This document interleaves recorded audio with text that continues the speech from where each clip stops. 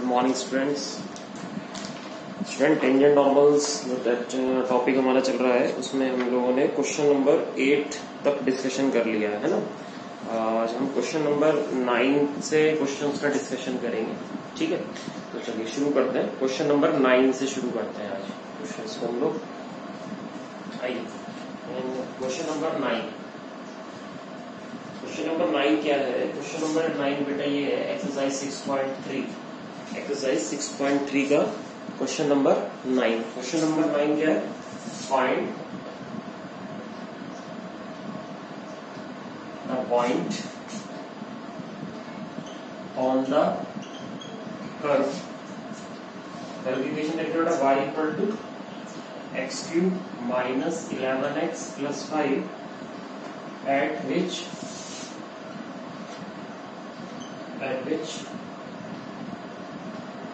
the tangent is y equal to x minus 11. The tangent is y is equals to x minus 11. y is equals to x minus 11 दिया हुआ है। ठीक है, तो हमें point find करना है कर्व पे। We have to find point on the curve. तो हमने पढ़ा था कि अगर हम पॉइंट लेट कर लेते हैं सबसे पहले, तो let the point on the curve be x1, y1। सबसे पहले हमने मान लिया कि कर्व पर एक पॉइंट है x1, y1। ठीक है, अब हमारी जो कर्व की इक्वेशन है वो क्या है? कर्व की इक्वेशन है y equal to x cube minus 11x plus 5। ये इक्वेशन फर्स्ट है।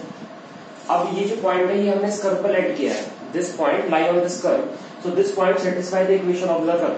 तो ये जो पॉइंट है इसको आप इक्वेशन ऑफ कर्व में पुट कर दीजिए, तो हमें इक्वेशन नंबर 2 मिल जाएगी। y1 is equals to x1 cube minus 11x1 plus 5। Equation 2 आ गई हमारे पास। ठीक है, इस इक्वेशन 2 का काम सिर्फ इतना होगा कि बाद में हम y1 की वैल्यू से कैलकुलेट कर पाएंगे बस। बाकी तो सारा काम हमें इक्वेशन फर्स्ट से करना है। तो हम क्या करेंगे, उसके बाद स्लोप ऑफ टेंजेंट कैलकुलेट करेंगे, है ना, क्योंकि हमें टेंजेंट का काम करना सारा। इसमें टेंजेंट की बात होती है तो अपन सबसे पहले टेंजेंट का स्लोप निकालना चाहिए। तो from first differential with respect to x, we get dy upon dx is equals to 3x square minus 11। ये हमारा स्लोप आ गया, जब हमारा डिफरेंशियल आ गया dy dx is equals to 3x square minus 11। ठीक है, 3x square minus 11 हमारा जो डिफरेंशियल आ गया। बट हमें तो टेंजेंट के स्लोप की जरूरत है ना। तो स्लोप ऑफ टेंजेंट क्या होगा? स्लोप ऑफ टेंजेंट का मतलब होता है dy अपॉन dx में आपको x1, y1 को सब्स्टिट्यूट कर देना है। तो x1, y1 जब आप इसमें पुट कर दोगे तो आपका स्लोप ऑफ टेंजेंट बन जाएगा बेटा 3x1 square minus 11। This is the slope of tangent. ठीक है, अब उसने कंडीशन क्या बोली है कि उसने कंडीशन ये बोली है कि इस कर्व पर जो टेंजेंट है वो tangent y equal to x minus 11 है ना। इस कर्व पर जो टेंजेंट है वो y is equal to x minus 11 है। तो हम क्या करेंगे, हम यहाँ पे लिख लेंगे कि भाई given equation of tangent according to question, the given equation of tangent is y equal to x minus 11। Then the slope of this equation of tangent from the formula y is equal to mx plus c। तो ये वाली form अगर मैं y equal to mx plus c से compare करूं तो मुझे यहां से स्लोप मिलेगा m इज इक्वल्स टू, अगर कंपैरिजन करें तो m इक्वल टू क्या मिलेगा बेटा? 1 मिलेगा। तो जो गिवन इक्वेशन ऑफ टेंजेंट से स्लोप आ रहा है वो 1 आ रहा है। According to our calculation slope of tangent is 3x square minus 1 है ना, is equals to 11। 3x square minus 11। तो इसका मतलब ये दोनों स्लोप आपस में क्या होंगे? इक्वल होंगे। हम इन दोनों स्लोप को इक्वल रखेंगे क्योंकि ये इक्वेशन ऑफ टेंजेंट है। इक्वेशन ऑफ टेंजेंट से हमें स्लोप क्या मिल रहा है? 1। और हमारे अकॉर्डिंग कर्व के डिफरेंशियल स्लोप ऑफ टेंजेंट क्या आ रहा है? 3x square minus 11। It's mean that दोनों स्लोप सेम होंगे। दोनों स्लोप को इक्वल रख दो। जब दोनों स्लोप को इक्वल रख दोगे 3x1 square minus 11 is equal to 1, then we get 3x1 square equal to 12 is equals to 12. We get x1 square is equals to 4. So x1 is equals to plus minus 2. Now substitute the value of x1 plus minus 2 in equation number 2. तो आपको ये x1 की value plus minus 2 equation number 2 में put कर देनी है। आपको y1 की तो डिफरेंट वैल्यू मिलेंगी, उन डिफरेंट वैल्यू से फिर हमारे पॉइंट बन जाएंगे कि हमारे क्या क्या कोऑर्डिनेट्स इस कर्व के आ सकते हैं, जहां पर टेंजेंट पैरेलल है इस कर्व के या टेंजेंट इस कर्व के बराबर है।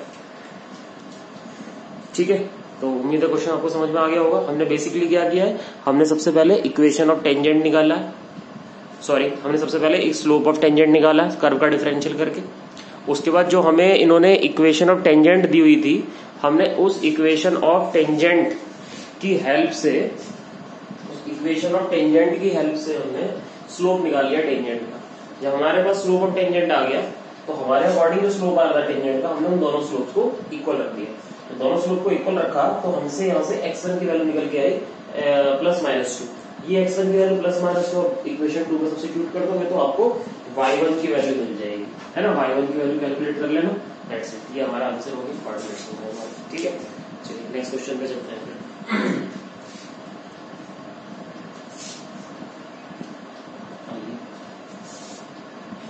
तो टॉपिक तो कोई ज्यादा इतना ये टफ नहीं है, बस आपको थोड़ा ये ध्यान रखना कि डिफरेंशियल सही से आना चाहिए और आपकी जो सिंपल कैलकुलेशन है नॉर्मली वो थोड़ी आप प्रेजेंस ऑफ माइंड के साथ कीजिएगा। ठीक है, कंडीशन अप्लाई करनी आनी चाहिए। टेंजेंट नॉर्मल की जो कंडीशन मैंने लिखवाई थी उन्हीं कंडीशन से लगभग आपके सारे क्वेश्चन बन जाएंगे अगर आप उन कंडीशन का ध्यान रखोगे जो कंडीशन मैंने बताएंगे। ठीक है बेटा, तो कंडीशन जरूर याद कर लीजिएगा, जितनी कंडीशन है वो काम तो करना ही पड़ेगा, थोड़ा बहुत तो लर्न करना पड़ेगा आपको ताकि कंडीशंस अप्लाई करने आपको आ जाए। ठीक है, और जब क्वेश्चन आप एक्सेस में करोगे तो ये आपको कंडीशन जो है अपने आप ही आपके दिमाग में फिट हो जाएंगी कि किस कंडीशन में कौन सा फॉर्मूला लगाना। फिलहाल क्वेश्चन नंबर 10 पे चलते हैं। Exercise 6.3 question number 10। Question number 10 क्या है, फाइंड द क्वेश्चन नंबर 10 ये है क्वेश्चन नंबर 10 क्या है, find the equation of all lines having slope -1, ठीक है, that are tangents to the curve, y equal to 1 upon x minus 1 where x is not equal to 1। ठीक है, आपको क्या करना है, आपको फाइंड करना है find the equation of all lines. उन लाइंस का इक्वेशन आपको फाइंड करना है जिनका स्लोप -1 है ना। हमें यानी कि लाइंस जो है उनका स्लोप पता है -1 है, और जो लाइन टेंजेंट बनती हो किसकी, इस कर्व की। ठीक है, तो इसका मतलब ये हुआ कि जब हम इस कर्व का स्लोप ऑफ टेंजेंट निकालेंगे तो वो स्लोप ऑफ टेंजेंट किसके इक्वल है, -1 के इक्वल है। तो हमें स्लोप ऑफ टेंजेंट को -1 के इक्वल रख के पहले कोऑर्डिनेट निकालने की कोशिश करनी है। अगर कोऑर्डिनेट बन जाते हैं तब हम इक्वेशन ऑफ टेंजेंट भी फाइंड कर सकते हैं। ठीक है, तो एट फर्स्ट सबसे पहला काम हमारा क्या होगा, कोऑर्डिनेट फाइंड करना। तो लेट सॉल्यूशन, तो लेट क्या कर देंगे सबसे पहले, let the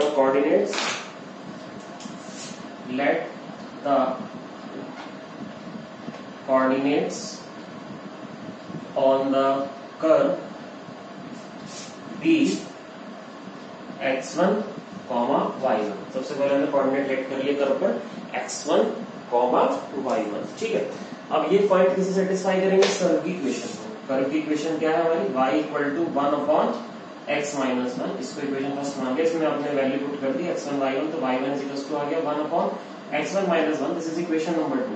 Now we have to find the slope of tangent, and for slope of tangent we do differentiate, है ना, हमें डिफरेंशियल करना होता है। तो इक्वेशन को डिफरेंशिएट करा फर्स्ट का dy अपॉन dx। तो जब आप इसका डिफरेंशियल करोगे d अपॉन dx करोगे किसका, 1 अपॉन x माइनस 1 का, तो इसका डिफरेंशियल आप कैसे करोगे, इसका डिफरेंशियल करने के लिए आपको इसे लिखना पड़ेगा x माइनस 1 की power -1, and you know that x to the power n का डिफरेंशियल होता है n x to the power n minus 1। तो इसके अकॉर्डिंग इसका डिफरेंशियल आ जाएगा -1 x माइनस 1 की पावर -2, और x माइनस 1 का डिफरेंशियल 1 होगा, इसका डिफरेंशियल आ जाएगा -1 अपॉन x माइनस 1 का होल स्क्वायर, है ना। x माइनस 1 का होल स्क्वायर इसका आ गया डिफरेंशियल। बट हमें तो स्लोप ऑफ टेंजेंट से मतलब है, स्लोप ऑफ टेंजेंट कैसे बनता है, जब आप इसमें कोऑर्डिनेट शिफ्ट कर दो, आपने इसमें कोऑर्डिनेट क्या रख दिया, x की वैल्यू पुट कर दी x1 माइनस 1, है ना। तो ये आपका स्लोप ऑफ टेंजेंट आ गया। बस अकॉर्डिंग टू क्वेश्चन ये गिवन है हमें, गिवन क्या है, all lines having slope -1 that are tangent, यानी जो टेंजेंट है उनका स्लोप क्या है, -1। तो हमें गिवन है slope of tangents equal to -1।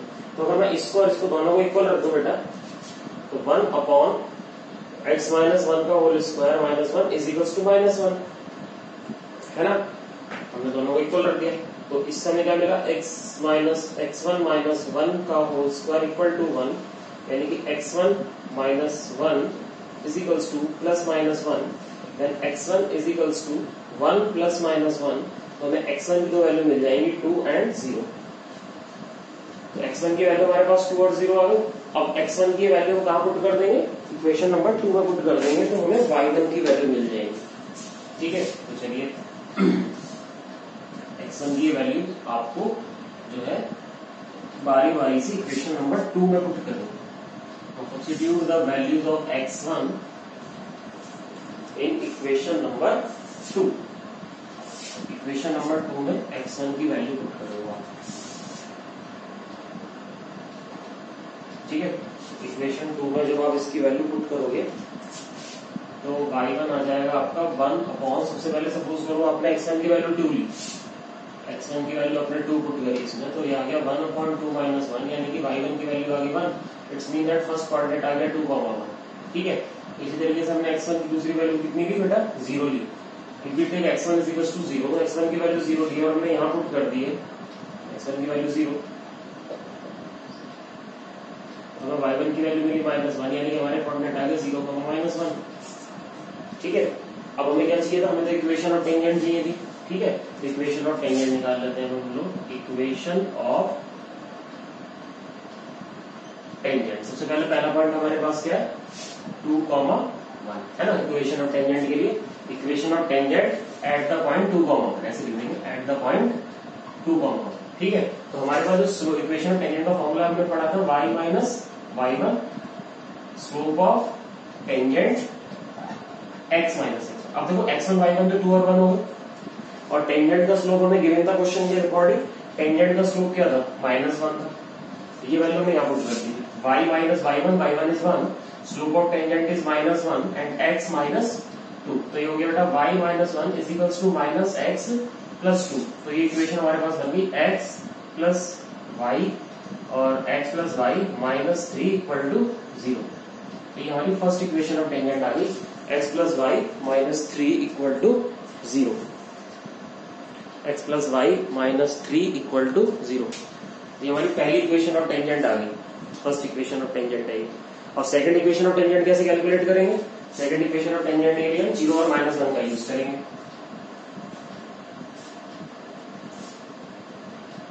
तो सेकंड इक्वेशन ऑफ टेंजेंट भी आ जाएगी आपके पास।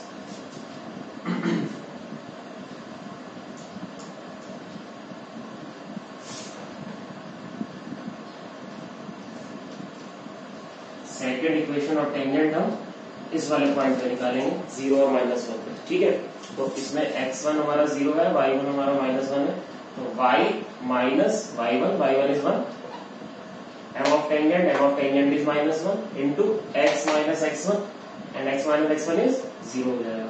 तो y plus 1 is equals to minus x plus y plus 1 equals to 0, which is required equation of second tangent. ठीक है, तो ये इस तरह से क्वेश्चन आपका कंप्लीट हो गया। ठीक, तो बेटा इसी तरीके से क्वेश्चन जो है 11 भी आपको खुद बनाना, 11 ऐसे हो जाएगा। 11 क्वेश्चन को ऐसे कीजिएगा, 11 क्वेश्चन को मैं स्किप कर रहा हूँ। क्वेश्चन नंबर 11 के बाद क्वेश्चन नंबर 12, क्वेश्चन नंबर 12 भी इसी वे में होगा। क्वेश्चन नंबर 12 में कोई ज्यादा प्रॉब्लम नहीं आनी चाहिए, क्वेश्चन नंबर 12 भी सिमिलरली वे में हो जाएगा। ठीक है, तो question number 11, 12 same as it is है, इनको आप कर लीजिएगा। अब मैं चलता हूँ क्वेश्चन नंबर 13 की तरफ। ठीक है, क्वेश्चन नंबर 13,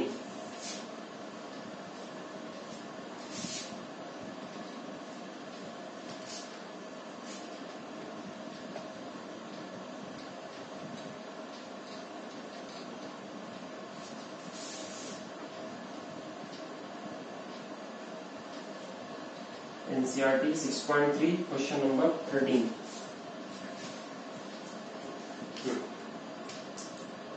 क्वेश्चन नंबर 13 क्या है बेटा? क्वेश्चन नंबर 13 ये है, find the points on the curve, find the points on the curve x square upon 9 plus y square upon 16 equal to 1 at which the tangents are, first part में दिया हुआ है parallel to x axis, second part में दिया हुआ है बेटा parallel to y axis. ठीक है, तो आपको क्या करना है, आपको पॉइंट फाइंड करने हैं। Find the point on the curve at which the tangents are parallel to y axis and x axis. दो अलग अलग क्वेश्चन, पॉइंट कैलकुलेट करना। अभी तक हम यही क्वेश्चन में करते हुए हैं, ज्यादातर पॉइंट हम लेट कर लेंगे सबसे पहले। एट फर्स्ट इक्वेशन हमारे पास है कर्व की x square upon 9 y square upon 16 equal to 1। This is equation number first. Now let the points on the given curve be x1 comma y1 में late कर दी। These points satisfy the equation of curve, so we get second equation x1 square upon 9 y1 square upon 16 equal to 1. Now differential with respect to x from equation first, है ना, differential of with respect to x from equation first, 2x upon 9, इसका differential हो जाएगा 2y upon 16, y का differential dy upon dx equals to 0। ठीक है, x square का differential 2x होता है, x का 1 हो जाता है, y स्क्वायर का 2y हो जाता है, y का dy dx 1 का 0। तो ये हो गया y upon 8 into dy upon dx is equals to minus 2x upon 9। ठीक है, तो यहां से dy अपॉन dx की एक वैल्यू हमारे पास आ जाती है, dy upon dx is equals to minus 16 upon 9, 8 to 16 cross multiply होगी x upon y, but slope of tangent is m of tangent, slope of tangent क्या बन जाएगा, minus 16 upon 9 x1 upon y1। ये हमारे काम की बात है, minus 16 upon 9 x1 upon y1। अब हम क्या करते हैं, क्वेश्चन की जो कंडीशन है वो डालते हैं। पहली कंडीशन क्या है क्वेश्चन की, फर्स्ट कंडीशन ये है कि जो आपका टेंजेंट है वो पैरेलल टू एक्स एक्सिस है। फर्स्ट कंडीशन में ये कहा जा रहा है कि जो टेंजेंट है वो पैरेलल टू एक्स एक्सिस है। तो if tangent is parallel to x axis then we know that in this case the slope of tangent should be 0। If tangent is parallel to x axis in this case slope of tangent is 0। अगर आपका slope अगर आपका tangent parallel to x axis होता है, first case क्या है, tangent is parallel to x axis. In this case we know that dy dx at x1 y1 is equals to 0। तो dy dx at x1 y1 is equals to 0 put कर दो इसमें।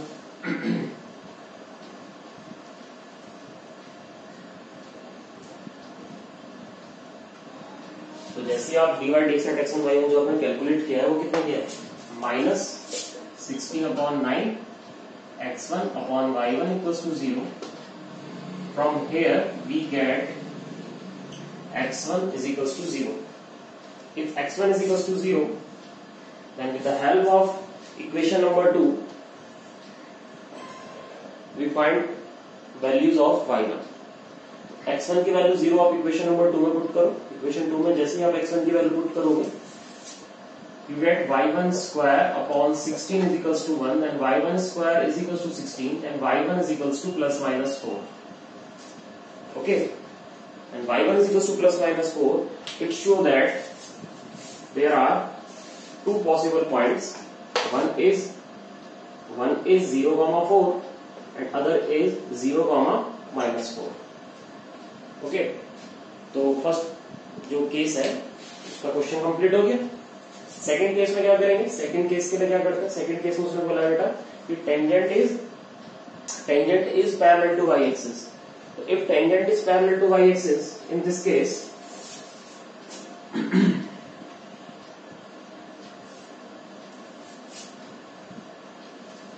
Case number 2 पे चलते हैं. Case number 2 क्या है, tangent is parallel to Y axis. If tangent is parallel to Y axis, second case, if tangent is parallel to y-axis, then we know that dx upon dy at the point P, whatever x1 y1 is equals to 0. तो dx upon dy की value 0 होती है.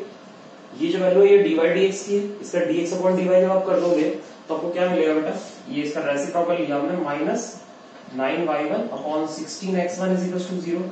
You get y1 is equal to 0 and put y1 is equal to 0 in equation number 2. ठीक है, if we take y1 is equal to 0 in equation number 2, then we get x1 square upon 9 is equal to 1 and x1 is equal to plus minus 3. So required points are 3,0 and minus 3,0. Required answer ये हमारा हो गया. ठीक है,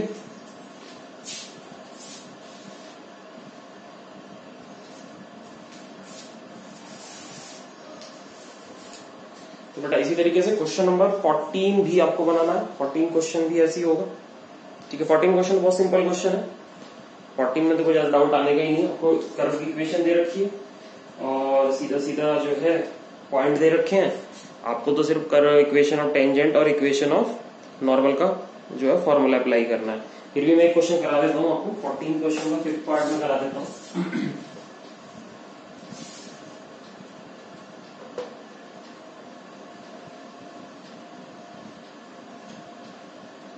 देखिए 14 question में आपको coordinates भी गिवन है, कर्व की इक्वेशन भी गिवन है. ठीक है, तो आपको सिर्फ कुछ इतना ही करना है. सबसे पहले आप कर्व की इक्वेशन को डिफरेंशिएट कीजिएगा, उससे आपको dy dx मिल जाएगा. फिर dy dx में जो हमें कोऑर्डिनेट गिवन होंगे वो पुट कर दीजिएगा, जिससे आपको स्लोप ऑफ टेंजेंट मिल जाएगा. स्लोप ऑफ टेंजेंट का नेगेटिव रेसिप्रोकल कर दीजिएगा, आपको स्लोप ऑफ नॉर्मल मिल जाएगा. उसके बाद इक्वेशन ऑफ टेंजेंट और इक्वेशन ऑफ नॉर्मल के जो फॉर्मूले आपको लिखवाए हुए हैं उसमें वैल्यू पुट कर दीजिए, आपको सीधा सीधा आंसर आ जाएगा आपका. ठीक है, चलिए मैं फिर भी क्वेश्चन नंबर 14 में पढ़ ले रहा हूँ. पैरामीट्रिक इक्वेशन दें. Question number 14 5th part. If x is equals to cos t, y is equals to sin t at t equal to pi by 4, you have to find equation of tangent